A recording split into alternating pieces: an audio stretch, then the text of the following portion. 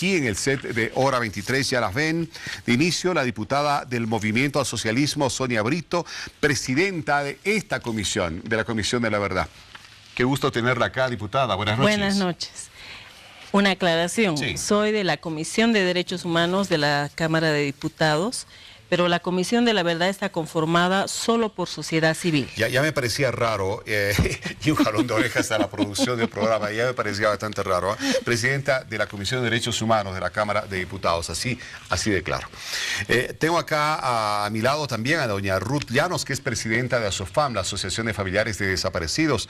Ruth, qué gusto tenerla acá, buenas noches. Buenas noches, un gusto de estar acá. No, por favor, para nosotros tenerla acá. Y doña Roxana Vaca, que es también directorio de la Asociación de Familiares de Desaparecidos. Roxana, qué gusto, buenas noches. Buenas noches, encantada de estar acá con ustedes en este día tan especial. No, sin duda, especial porque nos permite tener ahora una expectativa bastante marcada por lo que se vaya a realizar próximamente para de una vez por todas esclarecer los crímenes cometidos en la dictadura. A ver, diputada.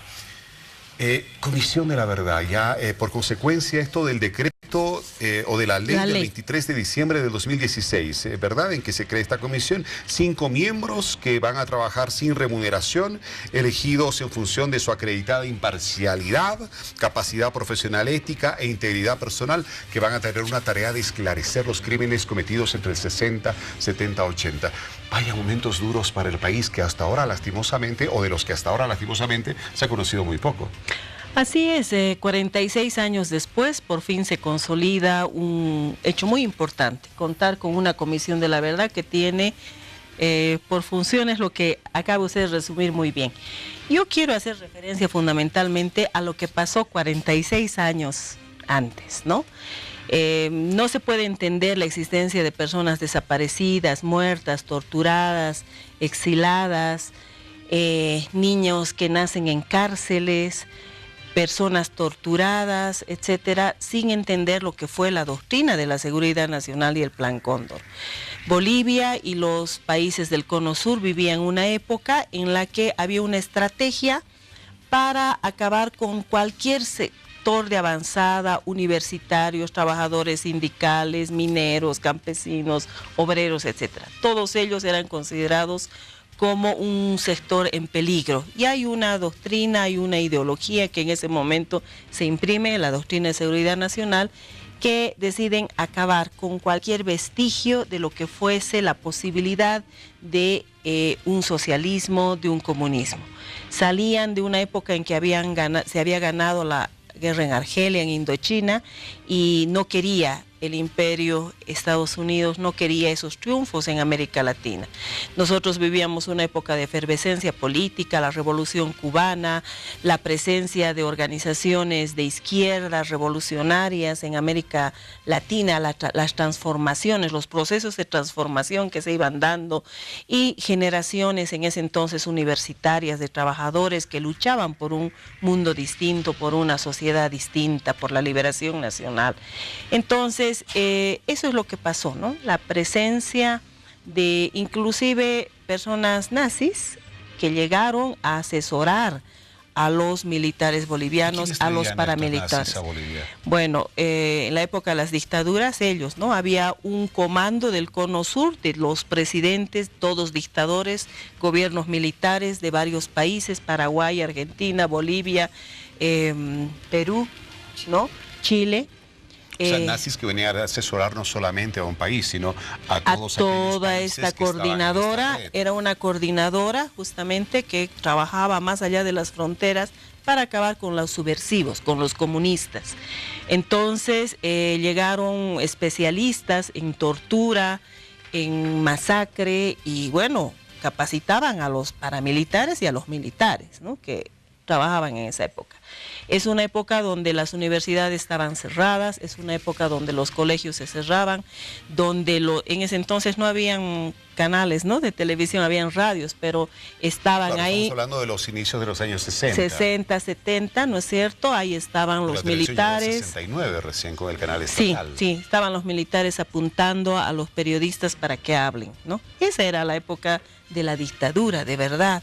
Entonces, 46 años antes, se cometieron delitos de lesa humanidad. Y esta comisión ahora tiene esa misión de esclarecer lo que pasó y tenemos 150 de manera formal, pero habría mucha gente más desaparecida que hasta el día de hoy no se la pudo encontrar. No, sin duda. Bueno, yo tengo algunas cifras. 1.392 políticos asesinados, 486 personas desaparecidas, 2.868 personas exiliadas o confinadas. Vaya, son cifras del horror. Vaya investigación que le espera, señora Ruth Llanos, a esta comisión.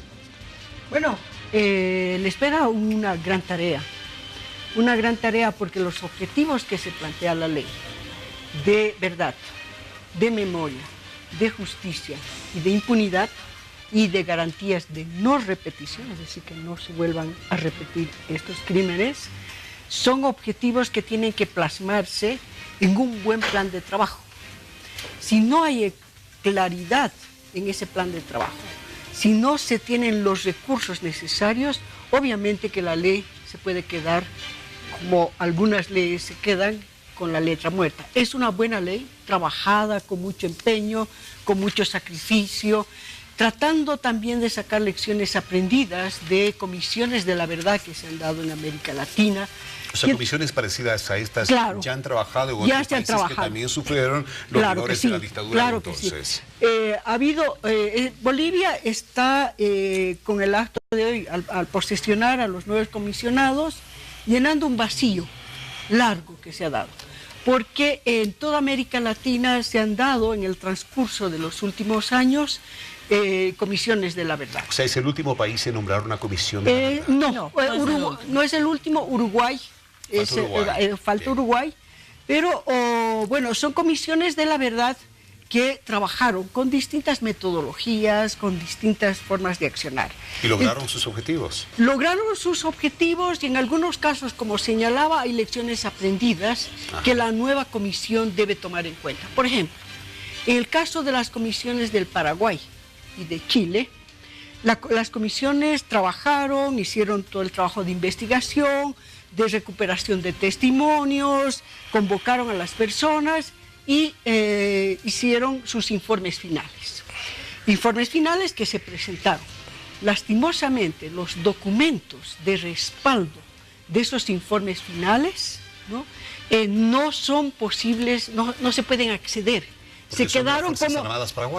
No. Se quedan como documentos durante 30 años. Eso dice la situación de estos dos países. Nosotros vamos a esperar que la Comisión de la Verdad en Bolivia, además de emitir dentro de 2 años su informe final, ponga a disposición toda la documentación de respaldo, porque esa documentación que pueda rescatar de las Fuerzas Armadas, de la policía, de los ministerios, de los testimonios, tendrán que ser un documento que puedan seguirse trabajando por historiadores, que pueda seguir trabajándose en colegios, que permitan que el proceso de recuperación de memoria pase a todas las generaciones a través de una mayor sistematización.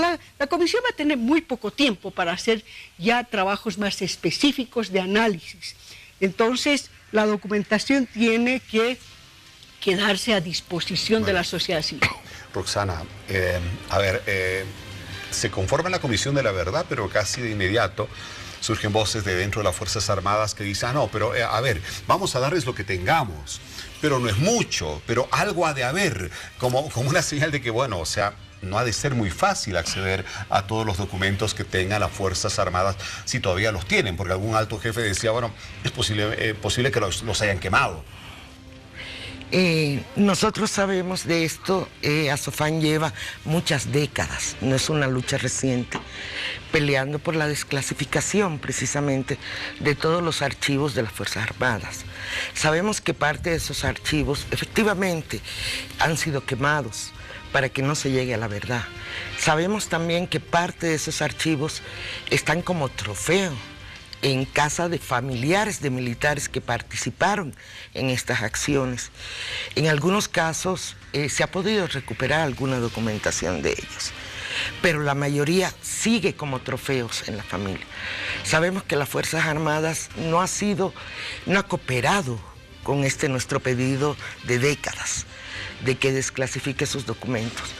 Pero estamos seguros que si hay una voluntad política, además, del gobierno, y el comandante en jefe de las Fuerzas Armadas es el compañero presidente Evo Morales, las Fuerzas Armadas debe entregarnos, o debe entregar a la comisión, toda la información que tiene en su poder.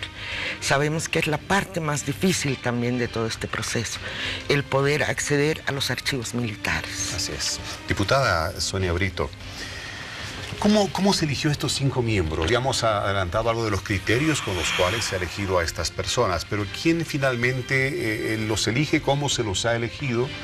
¿No es cierto? Y ¿de qué manera la gente puede tener expectativa por el resultado de su trabajo? Bueno, la ley establece claramente que esta es una elección del presidente, ¿no? Quiero decirte que nosotros hemos recibido diversas cartas de organizaciones de derechos humanos, entre ellas ASOFAN, la Asamblea de Derechos Humanos, organizaciones sociales que han presentado a algunas personas como propuestas. Habían más o menos 25 candidatos y de los cuales se ha ido más o menos revisando, viendo un poco su trayectoria.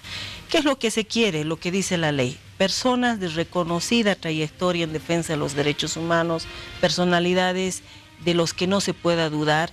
En este caso estamos hablando de 5 personas con una trayectoria muy importante. Tenemos a la actual presidenta de la Federación Latinoamericana de los detenidos desaparecidos, ¿no? Que es la doctora Nila Heredia. Ella ha trabajado años de su vida en esta temática. Tenemos un dirigente, el máximo dirigente de la COP, un líder minero, un líder social muy importante como Edgar Ramírez. Tenemos una fundadora de la Asamblea de Derechos Humanos, activista de derechos humanos durante muchísimos años, Isabel Vizcarra. Tenemos docente universitario, abogado, perseguido político, preso en las dictaduras, el doctor Gironda, Eusebio Gironda. Y tenemos un dirigente campesino, fundador de la CESUD-CB, un dirigente de mucha trayectoria también. Entonces, dice la ley una comisión que respete la equidad de género y la representación campesina indígena originaria. Diputada. Esas son las características de esta comisión. La pregunta que le hacía a Roxana, que la respondió obviamente de este lado que corresponde a la SOPAN. Le pregunto a usted como asambleísta nacional, ¿cómo lograr que esta comisión tenga la apertura que se necesita dentro de las Fuerzas Armadas? Porque sabemos que hasta ahora, precisamente desde las Fuerzas Armadas, se ha generado una recurrente respuesta casi negativa a abrir sus archivos o desclasificarlos para que finalmente el pueblo boliviano conozca lo que pasó en las dictaduras. ¿Cómo lograrlo ahora? ¿Cómo entender que hubo un antes y ahora es un después y se puede obtener resultados? Por la siguiente razón, todos los esfuerzos que se hicieron hasta antes de hoy fueron esfuerzos de buena fe, de buena voluntad, la lucha de las organizaciones de derechos humanos por la desclasificación, comisiones que se crearon, porque se han creado varias comisiones de investigación, las cuales no han tenido casi ningún resultado. La única que podríamos decir que ha tenido un resultado objetivo es esta comisión que impulsó el juicio contra Luis García Meza y Arce Gómez, que se logró concretamente 2 personas con la máxima pena que dice nuestra Constitución en la cárcel. Pero el resto de comisiones que investigaban la desaparición de personas, la muerte, el asesinato de Marcelo Quiroga Santa Cruz, quedaron en nada, quedó en la impunidad. Todos estos personajes que tuvieron que ver, personajes con responsabilidades directas en el asesinato, en la tortura, en la muerte, en la desaparición de nuestros líderes, de nuestros dirigentes, han quedado en la impunidad. ¿Qué es lo que ha cambiado? Ha cambiado que ahora tenemos una ley que dice en su artículo 7, desclasificación de archivos. En el artículo 7 establece que las Fuerzas Armadas, la policía, están en la obligación de desclasificar documentos militares, físicos o digitales, policiales y de otro tipo de documentos clasificados o cuyo acceso se encuentre restringido. La comisión va a tener acceso irrestricto a esta información y a cualquier otra de entidades públicas y privadas. Antes no teníamos una ley, ahora tenemos una ley. ¿Y si que forma la comisión? No puede. Que dice, estaría, no, discúlpeme, yo no quiero, pero la ley dice, pero no, estaría cumpliendo desacato. El día de hoy, el ministro de Defensa ha garantizado el acceso de la comisión a esta información.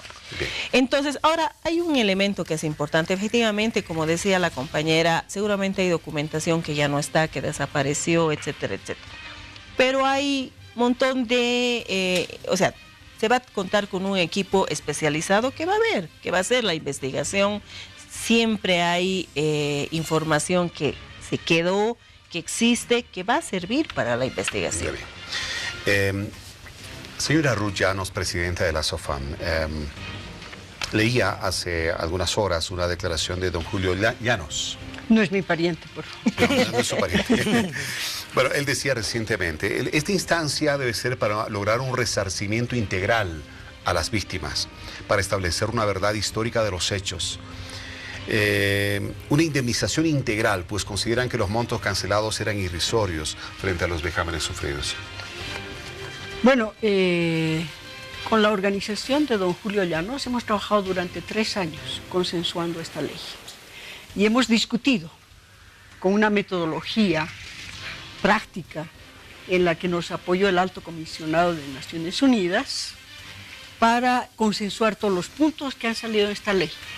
Entonces, primero hay que señalar de que la ley, como yo señalaba anteriormente, que tiene objetivos de memoria, verdad y justicia, garantías de no repetición y de reparación integral, pero no señala de ningún momento de indemnización.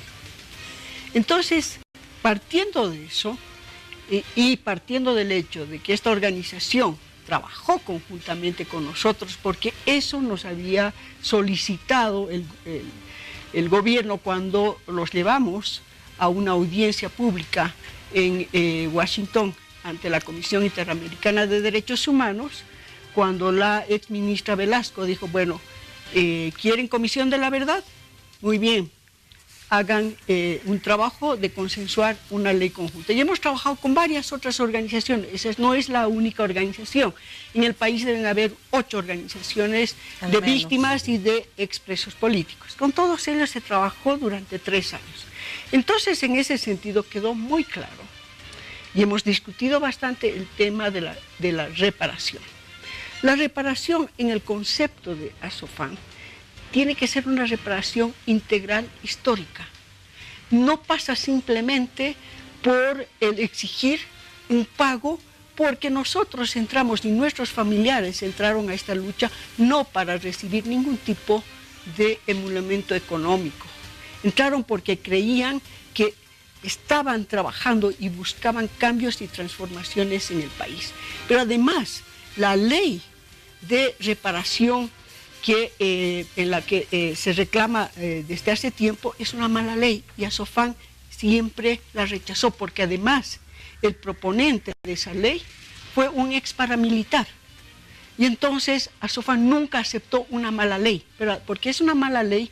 Porque revictimiza a la víctima, porque no cumple los estándares internacionales que ya establecen que para una reparación integral tiene que haber un proceso bien hecho, bien trabajado. ¿Qué comprende una reparación integral? Una reparación integral, por ejemplo, significa que los municipios tengan en sus cartas orgánicas, por ejemplo, La Paz está discutiendo una carta orgánica, pero habla de la identidad y no habla de la memoria. Una reparación integral significa que la Carta Orgánica de La Paz, por ejemplo, asuma el tema de la memoria, porque en esta ciudad murieron varios bolivianos por buscar liberación en este país. Entonces, en esta ciudad existen todavía colegios que se llaman barrientos, existen todavía calles con nombres de los, no de las víctimas, sino de los perpetradores, de los victimadores. Entonces, en ese sentido, hacer una carta orgánica tiene que ser en función de responder a políticas claras de memoria, que no son solamente responsabilidad del nivel nacional, sino también del nivel subnacional. Cambiar nombres de escuelas, de o escuelas, calles, por decir, de claro, dictadores o militares que fueron parte de las dictaduras. por los nombres de las víctimas. Claro que sí, los claro que lucharon por los derechos humanos y por un sistema que en su momento por ejemplo, representó peligro y los mataron. O también significa que haya una política clara educativa.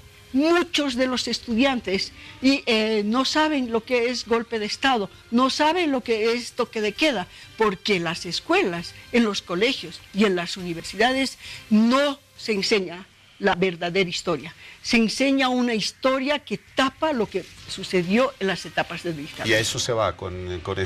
Claro, de lo que se trata es recuperar la memoria histórica colectiva, ¿no? Que nuestra gente, que nuestro pueblo el día de hoy sepa que tuvo héroes, líderes, gente que dio su vida por un mundo mejor, que los reconozca. Se trata de honrar a nuestros líderes, a nuestros mártires, y una forma de honrar es lo que decía Ruth, pero también la idea es que los colegios, ¿no es cierto?, conozcan su historia, sepan lo que pasó en este país, conozcan quiénes fueron sus líderes, quiénes fueron sus mártires. Entonces es recuperar, honrar a nuestros héroes, a nuestros mártires, a nuestros líderes, porque no dejarlos en el olvido. ¿No? Las unidades educativas, claro. Es cierto, no se habla de aquello. Un país que no conoce su historia. Es como si hubiera un hueco en la época de las dictaduras y no se habla mucho de aquello. Así es. Roxana, usted es familiar de una de las víctimas de la dictadura. Y quiero que aprovechemos este momento para rendirle un homenaje a su familiar como al suyo, y partiendo de ellos, pues rendir un homenaje a todas aquellas víctimas de la dictadura en nuestro país. Yo soy hija de un mártir, uno de los guerrilleros que combatió con el Che en el año 67. Nos dejó a muy corta edad mi padre, a mí a los 4 años y a mi hermano en el vientre.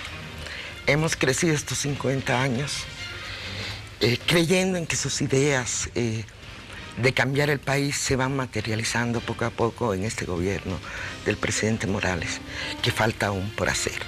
Han sido 50 años muy difíciles para enfrentar. Hoy día comentaba precisamente en un anterior canal que estuvimos, que es increíble que a pesar de que en la memoria histórica y la historia demuestra que mi padre fue un guerrillero, yo no cuente con un certificado de función de mi padre, por ejemplo. No lo tengo. No puedo hacer ningún trámite que involucre a mi familia porque no está el certificado de función de mi padre. ¿Por qué? Porque no se ha podido, porque no hay los mecanismos todavía establecidos. Son parte del precio que estamos pagando los familiares que quedamos. Entonces, recientemente perdí a mi madre, quien estuvo vinculada a SOFAN desde su creación. Y a pesar de nuestras luchas constantes, nunca hemos podido acceder, por ejemplo, a esto. Hay muchos otros detalles que podrían mostrarte que efectivamente nuestros padres, en el caso del mío y de los otros padres que junto a mi padre decidieron que era necesario cambiar esta sociedad, hemos sido víctimas de una decisión de ellos, pero además víctima del Estado, y de que no se conozca en las escuelas, en los colegios, quiénes ellos han sido, qué han aportado a este país, dónde se ha sembrado la semilla de la rebeldía que venía desde nuestros héroes ancestrales, y cómo ellos han estado dispuestos a entregar su vida por un mundo mejor. ¿Cómo murió su padre, Roxana? Mi padre muere en el mes de marzo, cuando están terminando de hacer una revisión de la zona, y el Che plantea en su diario que era el mejor de los bolivianos en la retaguardia. ¿Su nombre completo? Lorgio Vaca Marchetti era su nombre. Él era de Santa Cruz, el único guerrillero cruceño dentro de la guerrilla del Che. ¿Murió abatido por las balas? No. Cuando volvían, la balsa se volcó donde venían los armamentos. Bien. Y él cae a las aguas, y hasta el día de hoy no hemos recuperado tampoco su cuerpo. Y tenemos muchas ilusiones de que precisamente en los archivos militares podamos encontrar algún rastro que nos lleve a saber dónde está. Bueno, hay una esperanza ahora. Seguro que sí. Y eso sea posible. Seguro que sí. Ruth Llanos, presidenta de la SOFAN. Hagámosle un homenaje al familiar suyo, cuéntenos de él, cómo murió, qué pasó con él y cómo hasta ahora usted se mantiene firme precisamente como un compromiso de que se haga justicia. Mi compañero, Ricardo Navarro Mogro, hace 46 años estaba peleando contra la dictadura de García Meza. Estaba en la Icacota, juntamente con Marcelo Quiroga, en el golpe de Banzer, el 21 de agosto. Era dirigente de la Federación Universitaria Local. Él nació en Cochabamba, se vino a estudiar ingeniería acá. Y ¿qué edad tenía? Tenía 21 años. Jovencito, ¿eh? Joven. Y entonces estuvo luchando para tratar de parar ese golpe nefasto y no lo pudo hacer.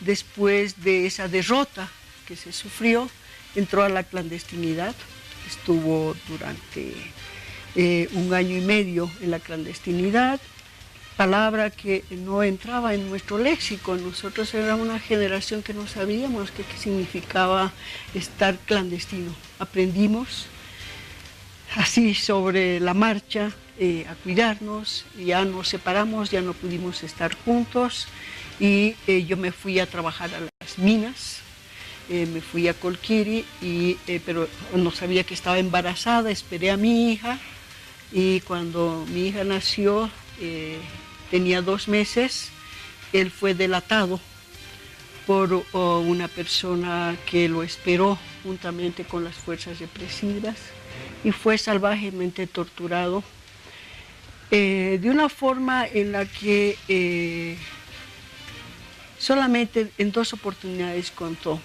Uno puede leer cómo son las torturas, la picana, el que les arrancaban las uñas y en esas uñas arrancadas les ponían electricidad. Y hay mucha gente que habla todos los días diciendo que ha sido torturado. Pero las personas que como Ricardo fueron torturadas no hablan ni se vanaglorian de esas torturas. Él me contó a mí las barbaridades que le hicieron y contó a su célula.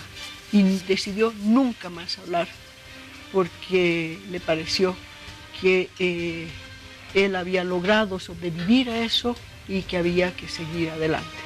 Bueno, pero después de 3 años que estuvo en las cárceles banceristas, mi hija se crió en la cárcel de San Pedro porque yo no tenía posibilidades de pagarle una guardería, entonces ella yo la dejaba en la cárcel de San Pedro, era su guardería y la recogía porque yo trabajaba y estudiaba. Después de 3 años fue al exilio y del exilio que estuvimos en Francia y en Bélgica, cuando se dio la apertura democrática gracias a la huelga de las mujeres mineras y gracias también a la huelga de mi madre. Mi madre hizo la huelga de hambre con el padre Espinal en presencia. Su foto sale en el libro que hace la Asamblea de Derechos Humanos.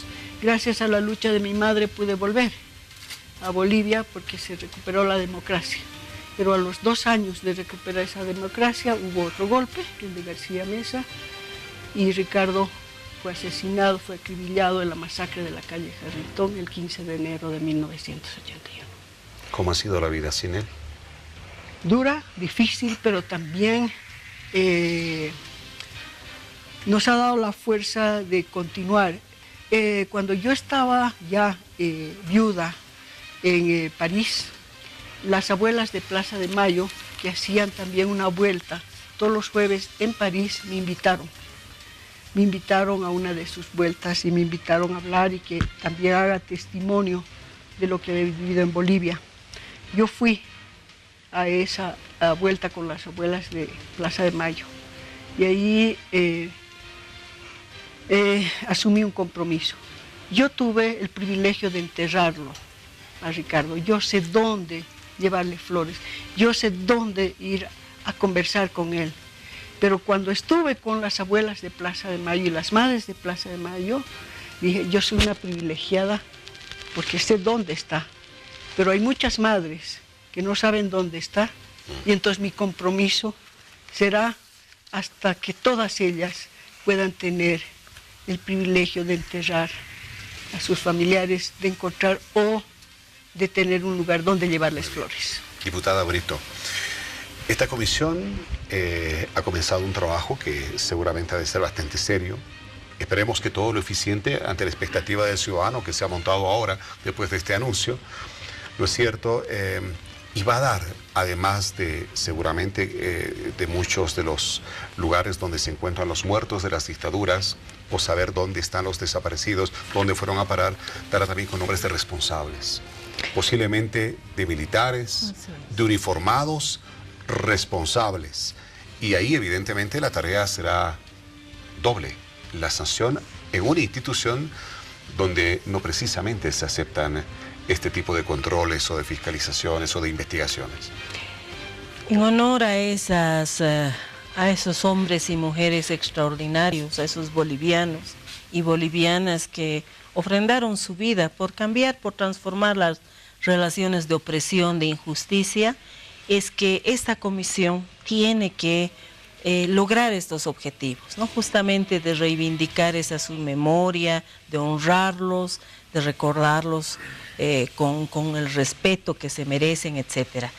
Ese es uno de los objetivos. El otro objetivo justamente es identificar responsabilidades individuales, tanto de los autores materiales como intelectuales de lo que fueron estos crímenes, estos delitos de lesa humanidad, para que se pueda en el ámbito de las instancias jurisdiccionales iniciarles juicios, ¿no?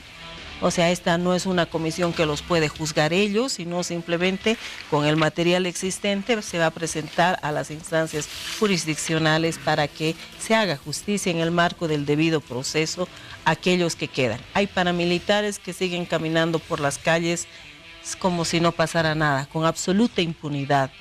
Hay asesinos, hay gente que ha quedado huérfana o viuda, etcétera, y ellos están paseando aún. Entonces son personas que tienen que tener un juicio y una sanción en su momento. Diputada Sonia Brito, muchas gracias por haber estado esta noche con nosotros. Gracias a Lo propio ustedes. a doña Ruth Llanos, presidenta de la ASOFAN, muchas gracias por estar acá.